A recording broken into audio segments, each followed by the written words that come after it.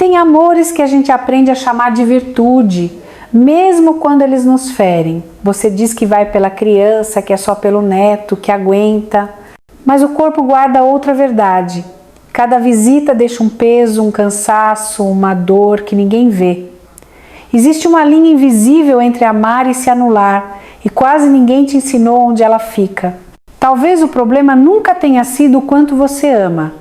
Talvez seja o quanto te convenceram que amar dói. Às vezes, reconhecer isso muda tudo. E desero, desero, desero. Desero soto. Você já percebeu que muitas vezes você vai pelo neto, mas volta machucada? Vai com o coração aberto, com aquele amor que não faz conta, entra na casa do filho ou da filha, dizendo para si mesma: é só uma visita, vou pelo neto, aguento por amor.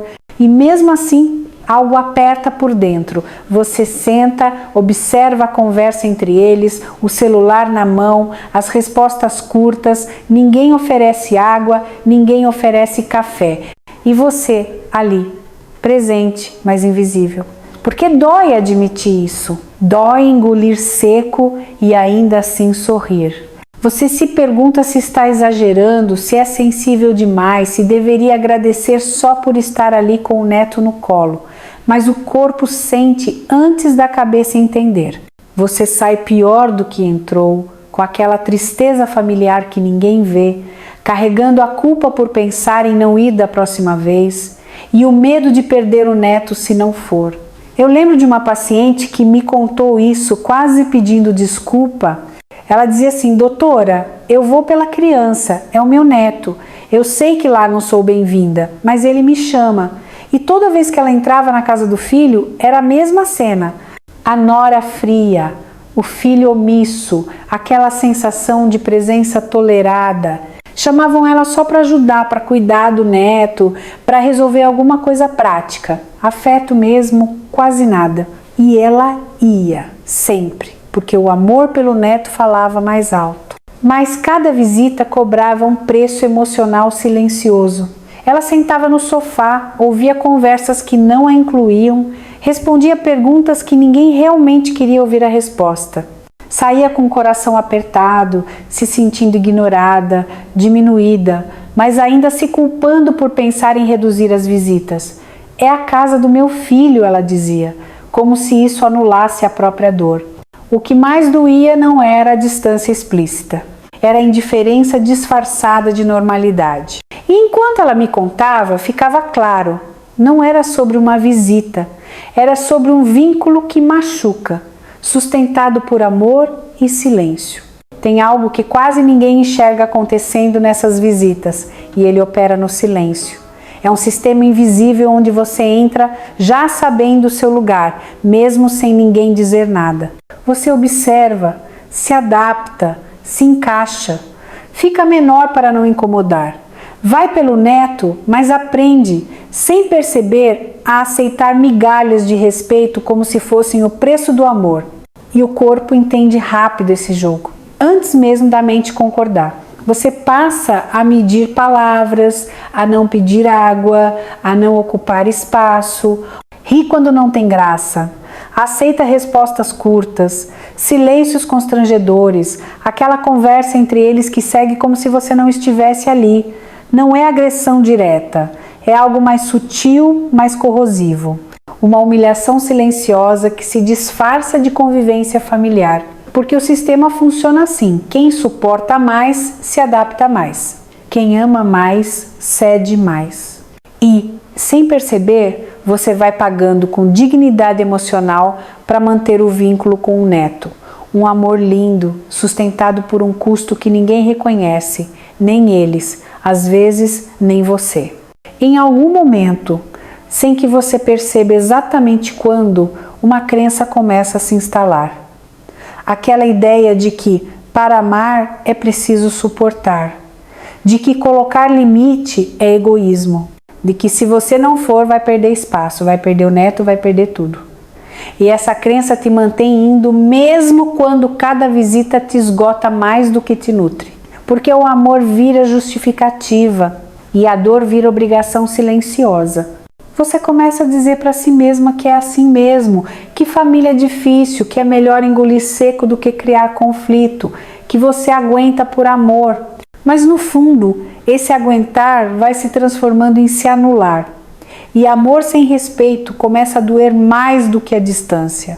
O problema não é o amor pelo neto, é o preço emocional que te convenceram a pagar.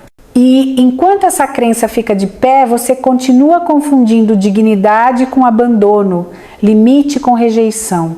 Como se cuidar de si fosse uma ameaça ao vínculo, quando na verdade talvez seja a única forma de salvá-lo. O que pouca gente te explica é que o seu cérebro aprende por repetição emocional. Cada vez que você se sente ignorada, engole seco e mesmo assim volta, o cérebro registra uma associação perigosa. Amor vem junto com dor. Vínculo exige sacrifício. Presença custa humilhação silenciosa. E isso vai moldando o seu comportamento sem você perceber. O corpo entra antes da razão. O aperto vem antes do pensamento. Por isso, às vezes, só de se arrumar para ir à casa do filho já bate um cansaço estranho, uma ansiedade leve, um peso no peito. Não é drama, é memória emocional. O cérebro antecipando o que já sabe que vai acontecer. E ainda assim você vai, porque o medo de perder o neto, ele ativa um alarme muito mais forte do que o medo de se machucar de novo. O afeto vira reforço intermitente. Um pouco de amor, muita dor. E esse padrão prende mais do que a rejeição aberta. Porque quando dói, mas não rompe, o cérebro insiste em tentar de novo. Só mais uma visita, só mais uma chance, só mais um esforço. Chega um ponto em que você percebe, mesmo sem conseguir dizer em voz alta, que deixou de ser pessoa e virou função. A avó que cuida, a que ajuda, a que resolve, a que está disponível. Não a mulher que sente, que cansa, que também precisa ser vista.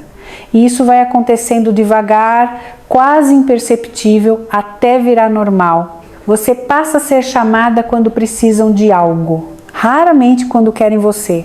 Na casa da filha ou do filho, seu lugar já está definido. Cuidar do neto, facilitar a vida deles, não ocupar espaço emocional. E você aceita, porque o vínculo com o neto é real, é profundo, é amor de verdade. Só que, junto com esse amor, vem a sensação constante de estar se diminuindo para caber. Amor sem reciprocidade cansa. Amor sem respeito machuca. E quanto mais você aceita esse papel, mais difícil fica sair dele sem sentir culpa. Porque no fundo você sabe, se parar de funcionar, talvez parem de chamar. E essa possibilidade dói mais do que continuar indo e saindo machucada. Em algum momento, bem no meio desse cansaço silencioso, começa a surgir uma pergunta diferente. Não é mais o que eles vão pensar, nem e se eu perder meu neto? É algo mais íntimo, mais delicado. Onde eu fiquei nisso tudo? Porque você percebe que aos poucos foi se afastando de si para manter um vínculo que exigia cada vez mais renúncia. E isso não acontece de uma vez. Acontece em pequenas concessões. Você deixa de falar, de pedir, de se colocar, vai reduzindo o tamanho emocional para não gerar atrito. Só que identidade não some sem deixar rastro. Ela dói, ela cobra e começa a se manifestar em forma de tristeza familiar, de sensação de invisibilidade, de um vazio que nem o colo do neto consegue preencher por completo. Recuperar quem você é não significa deixar de amar. Significa parar de se anular para amar. E talvez o primeiro movimento não seja fazer nada externo. Talvez seja só reconhecer com honestidade que esse vínculo do jeito que está também te machuca. E que isso importa. Mesmo que ninguém aí fora valide, às vezes o caminho mais saudável não é cortar, nem confrontar, nem explicar. É ajustar. Reduzir visitas, encurtar a presença, preservar energia, chegar mais tarde, sair mais cedo. Não se oferecer o tempo todo, não assumir automaticamente o papel de cuidadora. Pequenos movimentos que protegem você sem romper o vínculo com o neto. Limite não precisa de discurso longo. Ele se expressa no comportamento. Quando você passa menos tempo, quando não se coloca disponível o tempo todo, algo muda. Primeiro em você. O corpo começa a respirar diferente. A visita deixa de ser uma maratona emocional. E, curiosamente, muitas vezes o outro percebe o seu valor justamente quando você para de se anular para estar ali. Cuidar de si não é punição, é respeito mínimo. Esses passos não são sobre vingança, nem afastamento radical. São sobre amor próprio aplicado na prática. Um amor que inclui você, não só o neto. Tem uma parte desse processo que quase ninguém fala, mas ela dói. É o luto da fantasia. A fantasia de que um dia você será recebida com carinho, de que a nora vai mudar, de que o filho vai perceber, de que a casa dele também será, de alguma forma, sua casa. Abrir mão disso machuca mais do que a própria indiferença, porque dói aceitar o que é, e não o que poderia ter sido. Enquanto essa fantasia fica viva, você continua indo com expectativa escondida, mesmo dizendo que não espera nada, e cada visita vira uma nova frustração. Fazer esse luto não significa fechar o coração, significa parar de se ferir tentando provar valor onde ele não é reconhecido. Aceitar a realidade não mata o amor pelo neto, mata a ilusão que te mantinha presa. E quando essa fantasia começa a cair, algo estranho acontece. A dor muda de lugar. Ela deixa de ser constante e vira passageira. Essa semana eu te convido a um exercício simples, mas poderoso. Antes da próxima visita, pare por um minuto e se pergunte, com honestidade, quanto de mim eu costumo perder quando vou? Não para se culpar, mas para se observar. Perceba o que você faz automaticamente, o que você aceita, o que você silencia, o que você engole seco. Consciência vem antes da mudança, sempre. Depois, escolha um único ajuste possível, só um. Pode ser ficar menos tempo, pode ser não se justificar tanto, pode ser não se oferecer para tudo, nada radical. Apenas algo que preserve um pouco mais da sua energia. O objetivo não é ser dura, é não se machucar tanto. No final da visita, observe como você sai, não como eles reagiram, mas como você se sentiu.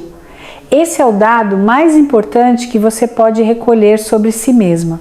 Talvez ninguém nunca tenha te dito isso com clareza. Então eu vou dizer agora. Ir pelo neto não deveria significar voltar machucada. Amor não foi feito para humilhar, para diminuir, para te fazer sair menor do que entrou.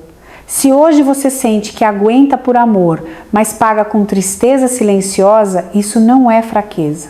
É sinal de que você ama e esqueceu de se incluir nesse amor. Você não precisa desaparecer para pertencer, nem se anular para manter um vínculo. Existe um jeito mais maduro, mais humano, de continuar amando sem se ferir tanto. E esse caminho começa quando você para de fingir que não dói. Quando admite, nem que seja só para você, que algo aí machuca. Se alguma parte disso tocou você, talvez baste escrever uma frase simples. Vou pelo neto e volto machucada. Às vezes colocar isso para fora já é o primeiro limite. Talvez o maior convite aqui não seja mudar a família, nem tomar decisões drásticas, nem romper vínculos. Talvez seja algo mais simples e ao mesmo tempo mais difícil. Parar de se trair em silêncio.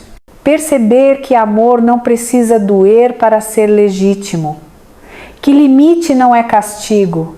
Que respeito mínimo não é pedir demais. O que você aceita repetidamente vira padrão. E padrão vira destino.